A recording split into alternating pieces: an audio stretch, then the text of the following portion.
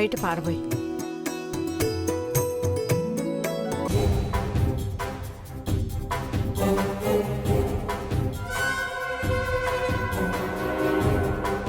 గురువుగారు, ఆ స్వామి దయ వల్ల, మీ ఆశీర్వాదం వల్ల నా బిడ్డకి ఎలాంటి గండాలు రాకుండా మృత్యువుని ఎదిరించి నిండు నూరేళ్లు బతకాలని నా బిడ్డను ఆశీర్వదించండి. మహామృత్యు ఎవరిని అంత తేలిగ్గా వదిలిపెట్టదు. దానికి ఎవరు అతిథులు కారు.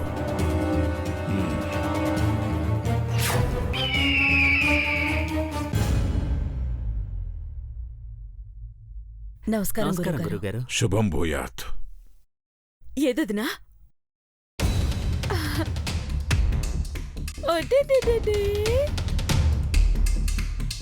చూసారా అండి, నా అల్లుడు ఎంత ముద్దొస్తున్నాడు. మీ అన్న పోలికలు రాలేదు కదా, అందుకే.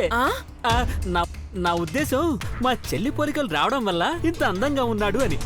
మరి త్వరగా ఓ ఆడపిల్లని కంటే అల్లుడిని మచ్చిక చేసుకోవచ్చు. ఇంకెన్నాళ్ళు 6 నెలలు ఆగితే ఆ ముచ్చట కూడా తీరుతుంది. నిజమా? ఈ రోజే తెలిసింది వదినా. అప్పటి నుంచి సిగ్గు వదలడానికి ట్రై చేస్తుంది, కానీ కుదరట్లేదు. సిగ్గు నేర్పే టీచర్లుంటే కనుక్కోండి, ఒకసారి చూపిద్దాం.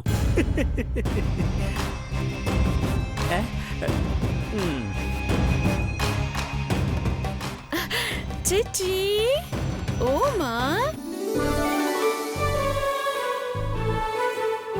ఎవరి కోసం అమ్మా చూస్తున్నావు?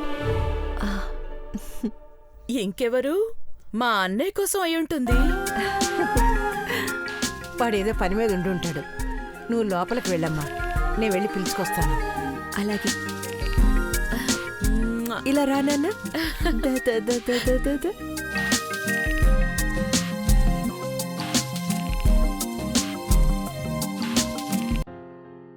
ధనంజయ వర్మ పైనున్నట్టున్నాడు.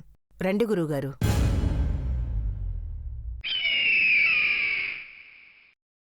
ఏదైనా చేస్తాను. ఆ నిధిని నా సొంతం చేసుకోవడానికి నువ్వేం చేయమన్నా చేస్తాను. చెయ్యడానికి నువ్వున్నావు, చెయ్యించడానికి నేనున్నాను.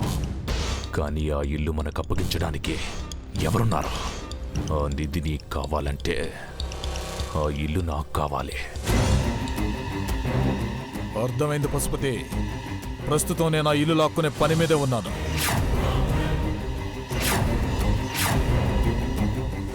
అది నువ్వు అనుకున్నంత తేలిక కాదు. ఏదో శక్తి ఆ ఇంటిని, ఆ ఇంటి మనుషుల్ని కాపాడుతుంది. దాన్ని ఎదిరించడం అంత సులువు కాదు.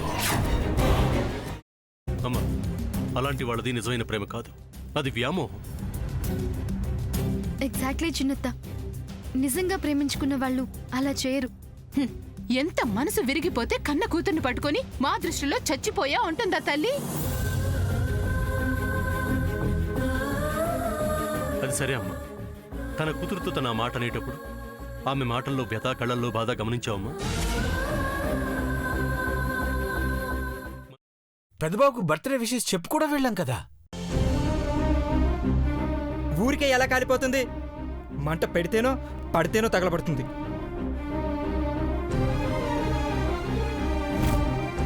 కరెక్ట్ చిన్నబాబు, నీకొచ్చినట్టే నాకు డౌట్ వచ్చింది.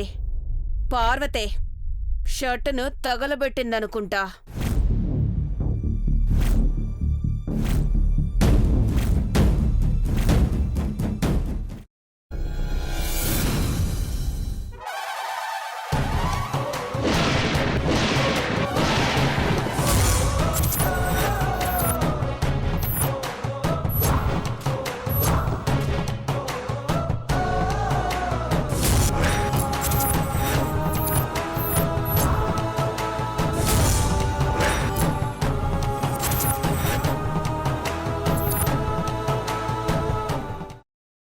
తర్వాత పొట్టు తీసేసి చాప్ చేసి పక్కన పెట్టుకోవాలి.